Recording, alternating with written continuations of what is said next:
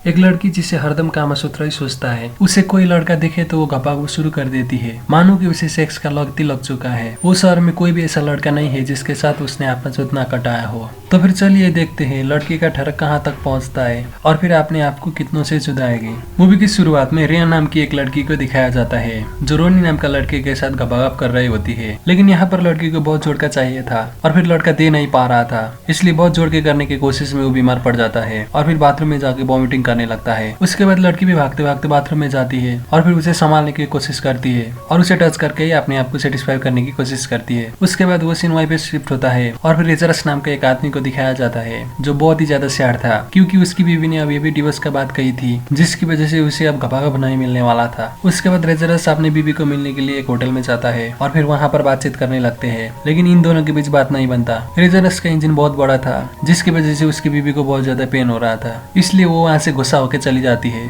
उसके बाद फिर से सीन शिफ्ट होता है और फिर वही लड़की रे को दिखाया जाता है। वो उसके बॉयफ्रेंड रोनी के साथ थी। यहाँ पर रोनी एक आर्मी था और फिर उसे ड्यूटी में जाना था, लेकिन उसके जाने से रे बिल्कुल खुश नहीं थी, क्योंकि उसे तो हर वक्त घपाघप चाहिए था और फिर वो उसे प्यार भी बहुत करती थी। रे को रोता हुआ देखकर रोनी उसे समझाने लगता है और फिर उसे एक घड़ी गिफ्ट कर देता है और फिर बोलता है कि जब ये घड़ी बजेगा मैं तुमको याद करूंगा, तुम ही मुझको याद करना। और फिर उतना कह के वो वहाँ से चला जाता है। रे उसे बहुत ज्यादा प्यार करती थी, इसलिए उसका पीछा पीछा भागने लगती है। यहाँ उसे रोनी का घपाघप का लत लग चुका था, जिसकी वजह से वो बहुत ज्यादा टेंशन में थी, क्योंकि उसे फिर से इंटीमेट होना था और फिर उसके लिए उसे एक लड़का चाहिए था जो उसे अभी तक नहीं मिल रहा था। उसके बाद वो वहाँ से जाती है और फिर एक होटल में पहुंचती है जहाँ पर एक सांड जैसा मर्द था। उसका इंजन भी बहुत बड़ा था और फिर एक को तो वैसा इंजन चाहिए था। वो उसके साथ बहुत जोर के घपाघप करती है। काम खत्म होने के बाद वो उसके साथ पैसा भी मांगती है। वो आदमी उसे पैसा भी देता है और फिर उसे अपने घर तक छोड़ देता है। उसके बाद वो सिनवाई पर शिफ्ट होता है और फिर लेजरस को दिखाया जाता है। वो बहुत ज्यादा गुस्से में था, इसलिए वो अपना ट्रैक्टर लेता है और फिर अपना गार्डन को तौस नस कर देता है। उसके बाद वो ड्रिंक करने के लिए एक बार में जाता है जहाँ पर वो अकेला बैठा होता है। वहीं पर एक औरत आती है और फिर उसे सेड्यूस करने की कोशिश करती है, लेकिन यहाँ पर लेजरस को उसमें कोई इंटरेस्ट नहीं था, इसलिए वो उसे भगा देता है। उसके बाद उससे ही बात करने के लिए उसके वाइफ का बॉयफ्रेंड आता है और फिर उसे उल्टा सीधा बोलने लगता है। कुछ देर तक तो लेजरस चुप रहता है,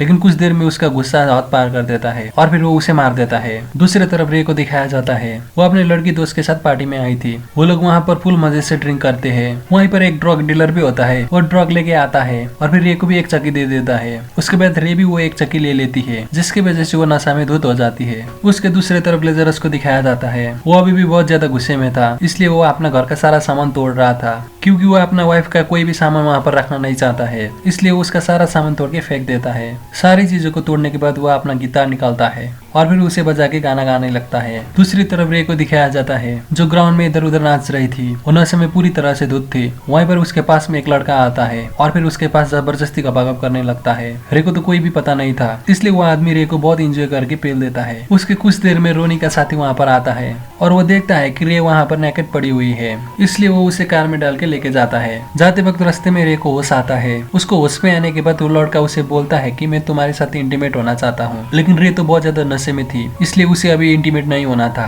इसलिए उसके साथ इंटीमेट होने के लिए मना कर देती है। उसके बाद वो लड़का बोलता है कि तुमने इस शहर के सारे लड़के के साथ सेक्स किया है, इसलिए तुमको मेरे साथ भी करना होगा। ऐसा बोल के वो रे का नजीक जाने लगता है। उसके बाद रे उसका मजाक उड़ाती है और फिर बोलती है कि तुम्हारे पास इतना ताकत तो नहीं होगा जितना वो मोटा आदमी में था, और फिर तुम्हारा तो बहुत ज्यादा छोटा है, तुम मुझे सेटिस्फाई नहीं कर पाओगे। रे का बात सुनने के बाद उसे बहुत ज्यादा गुस्सा आता है, इसलिए वो उसे एक पंच मार देता है, जिसकी वजह से रे वहीं पर बेहोश हो जाती है। वो इंसान रे को उठाने की बहुत कोशिश करता है, लेकिन वो नहीं जागती, इसलिए वो रे को रास्ते में फेंक के वहाँ से चला जाता है। अगले सुबह लेजरस को दिखाया जाता है जो अपने घर का कचरा लेके बाहर जा रहा था और फिर वो कचरा डस्टबिन में फेंकता है। उसके बाद वो देखता है कि एक लड़की रोड में पड़ी हुई है, इसलिए लेजरस उसके पास में जाता है और फिर उसे देखता है। वो लड़की और कोई नहीं रही होती है। उसे पता चलता है कि उसको बहुत ज्यादा चोट लगी है, इसलिए उसको दया जागता है। उसके बाद वो उसे उठा के अपने घर पे लेके आता है। उसके बाद वो रे को घर पे छोड़ता है और फिर मेडिसिन लेने के लिए फार्मेसी जाता है और फिर कुछ मेडिसिन लेके वो घर आता है। दूसरी तरफ घर पे रे को होश आता है और उसे बहुत ज्यादा डर लग रहा था। उसे लग रहा था कि किसी ने उसके फायदा उठाने के लिए उसे वहाँ पर ले आया है। दूसरी तरफ लेजरस उसी आदमी से मिलने जाता है जिसका नाम रे सपनों में भी ले रही थी। लेजरस जाके वो मोटा आदमी से मिलता है और फिर उसे रे के बारे में पूछने लगता है। वो आदमी उसे बता देता है कि उसे एक अलग किस्म का बीमारी है जिसकी वजह से उसे हमेशा इंटीमेसी का ख्याल आता है। वो शहर के सभी लड़के के साथ सो चुकी है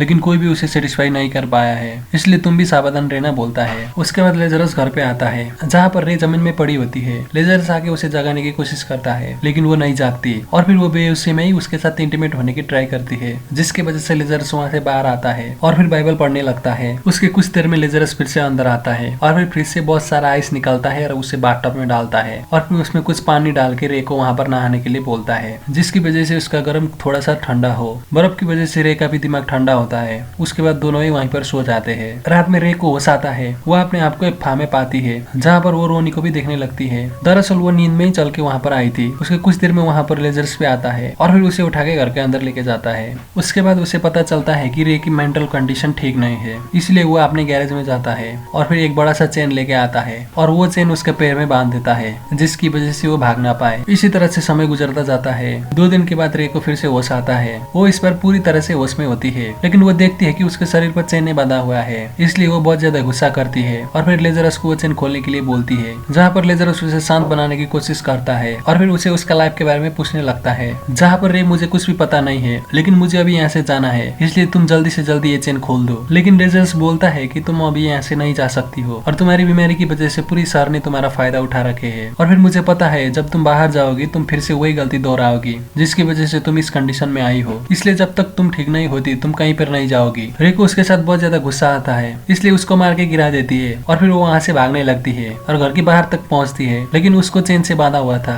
इसलिए वो ज्यादा दूर नहीं जा पाती है। उसके बाद से लेजरस उसका बहुत ज्यादा केयर करता है, उसे अपने फार्म घुमाने लेके जाता है, उसका पसंद का सारी चीज उसे खाने के लिए देता है, जिसकी वजह से धीरे धीरे से वो ठीक होते जा रही थी। इसलिए वो लेजरस को सेड्यूस करने लगती है और फिर वो लेजरस को बोलती है कि मैं तुम्हारे साथ गपागप करना चाहता हूँ, प्लीज तुम मेरे साथ इंटीमेट हो जाओ। लेकिन यहाँ पर लेजरस नहीं मानता है और फिर वहाँ से बाहर जाता है। उसके बाद वो अपने पूरे बॉडी को चेन से बांधती है और फिर अपने आप को सेटिस्फाई करने की कोशिश करती है, लेकिन तब भी वो सेटिस्फाई नहीं होती क्योंकि उसे सेक्स का लत लग चुका था, इसलिए वो रात भर सो नहीं पाती है। उसके दूसरा दिन लेजरस को सामान लेने के लिए बाजार जाता है। वहीं पर सुबह रे भी उठती है। उठने के बाद वो लेजरस को नहीं देखती, इसलिए वो अपना चेन खोलने की कोशिश करने लगती है, लेकिन कुछ देर ट्राई करने के बाद भी वो नहीं खुलता, इसलिए वो वहीं पर बैठती है और सिगरेट पीने लगती है। उसी वक्त घर के बाहर एक लड़का आता है। वो उस घर का साफ सफाई करने का काम करता था। उसी वक्त रे उसे घर के अंदर से देखती है। वो लड़का घर की सफाई करने के लिए डोर नॉक करता है। अंदर रे दरवाजे के पास में जाती है और फिर अपने आप को कंट्रोल करते हुए वो दरवाजा नहीं खोलती है। ढोका ना खोलने की वजह से वो लड़का जाने लगता है। तभी रे अपने आप को कंट्रोल नहीं कर पाती है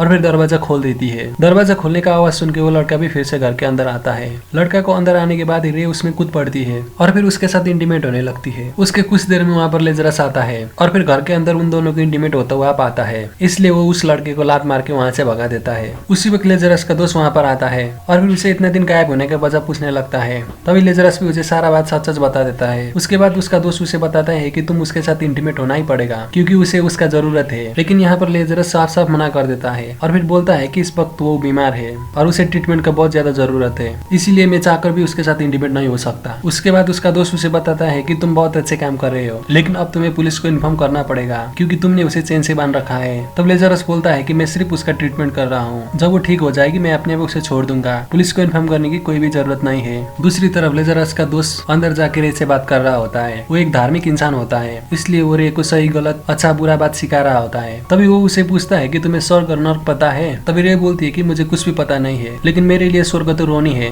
उसके बाद सीन वहीं पर शिफ्ट होता है और फिर रोनी को दिखाया जाता है जो अभी इस शहर में आया था। उसके बाद वो एक बार में जाता है जहाँ पर उसका मुलाकात वही दोस्त से होता है जिसने रे को बेहोश बनाकर सड़क में फेंक दिया था। उसका नाम गिल होता है। वो रोनी को वहाँ पर देखने के बाद शॉक हो जाता है और फिर तुम इतना जल्दी कैसे आए करके पूछता है। तब रोनी बताता है कि जब मैं मिलिट्री में था मुझे बहुत बार दौरा पड़ रहा था, इसलिए वो लोग ने मुझे वापस भेज दिया। यहाँ पर रोनी बहुत ज्यादा दुखी होता है और फिर वो रे को बहुत ज्यादा ढूंढ रहा था, इसलिए वो उसे पूछता है, लेकिन गिल यहाँ पर झूठ बोल देता है और फिर मुझे रे के बारे में कोई भी बात पता नहीं है बोल देता है। उसके दूसरी तरफ रे को दिखाया जाता है। वो बहुत अच्छे कपड़े पहन के बाहर आती है। वहीं पर लेजरस कुछ पका रहा होता है। रे भी वहीं पर जाती है और फिर उसे बातचीत करने लगती है। उसका बातों से लेजरस को पता चलता है कि उसे कुकिंग करना नहीं आता, इसीलिए लेजरस उसे बहुत ज्यादा प्यार से कुकिंग करना सिखाता है और फिर ये दोनों मिलकर खाना बनाते हैं और फिर ये दोनों ही लेजरस का दोस्त और उस लड़के के साथ मिलकर खाना खाते हैं। दूसरी तरफ फिर से रोनी को दिखाया जाता है। वो बहुत ज्यादा भटक रहा था। उसने शहर के सभी लोगों से रे के बारे में पूछ चुका था, लेकिन तब भी उसे रे के बारे में पता नहीं चल पा रहा था। अभी वो गिल के पास ही होता है। रोनी को उस तरह से भटकता देख के गिल को भी दया जागता है। वहीं पर रोनी रे के बारे में बताने लगता है, मैं उसे बहुत ज्यादा प्यार करता हूँ, मेरे लिए वो एक लकी चार्म है, मैं उसके बिना रह नहीं पाऊंगा। उसको इस तरह से देख के गिल सारे सच बात उसे बता देता है। वो बोलता है कि उसे निम्फोमेनिया नाम का बीमारी है,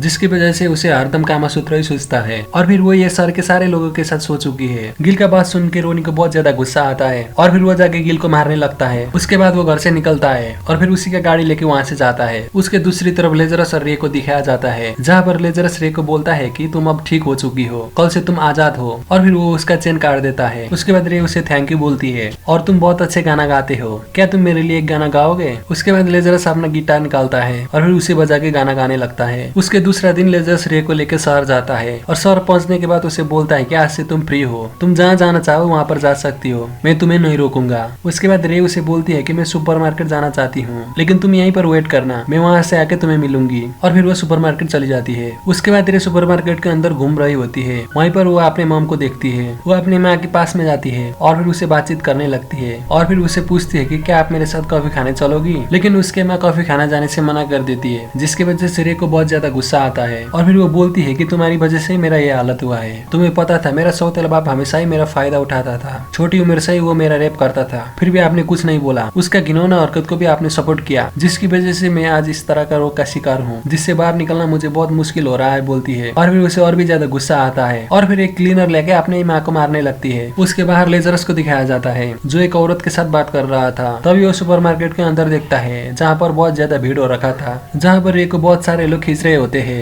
लेजरस को भी पता चलता है कि वो अंदर झगड़ रही है, इसलिए वो भागता भागता अंदर आता है और फिर लेजरस को उठा के वहाँ से बाहर आता है। वो उसको लेके अपने घर आता है और फिर उसे नहाने के लिए हेल्प करता है। उसके बाद वो उसे नए कपड़े देता है और फिर लेजरस उसे बोलता है कि मैं आज रात तुम्हें बार में लेके जाऊंगा। वो बात रे भी मानती है। रात में ये दोनों ही बार में जाते हैं, जहाँ पर रे का घड़ी बजता है, लेकिन उसे पता नहीं था कि रोनी भी वही शहर में है, इसलिए वो बार के अंदर जाती है। बार के अंदर लेजरस का एक दोस्त भी होता है। वो लेजरस को गाना गाने के लिए रिक्वेस्ट करता है। उसके बाद लेजरस भी गिटार पकड़ के गाना गाने लगता है। वो बहुत ही अच्छा गाता था, इसलिए सारे लोग उसी का गाना एंजॉय करने लगते हैं। रे भी गाना को एंजॉय करके नाचने लगती है। उस बार में रोनी भी आया था। वो रे को बार में नाचता हुआ देखता है, जिसकी वजह से उसे लगता है कि रे उसके बिना ही खुश है, इसलिए वो उसे नहीं बुलाता है और फिर वहाँ से चला जाता है। उसके बाद लेजरस रे को लेकर अपने घर आता है। दूसरे सुबह लेजरस जागता है और फिर वह देखता है कि रे गिटार बजा रही है। उसके बाद वो उसके पास जाके उसे पूछता है। रे बोलती है कि पहले मैं गिटार बजाती थी और फिर थोड़ा बहुत गा भी लेती थी, लेकिन अब तो सब कुछ भूल चुकी हूँ। उसके बाद लेजरस बोलता है कि मैं गिटार बजाऊंगा, तुम गाओ।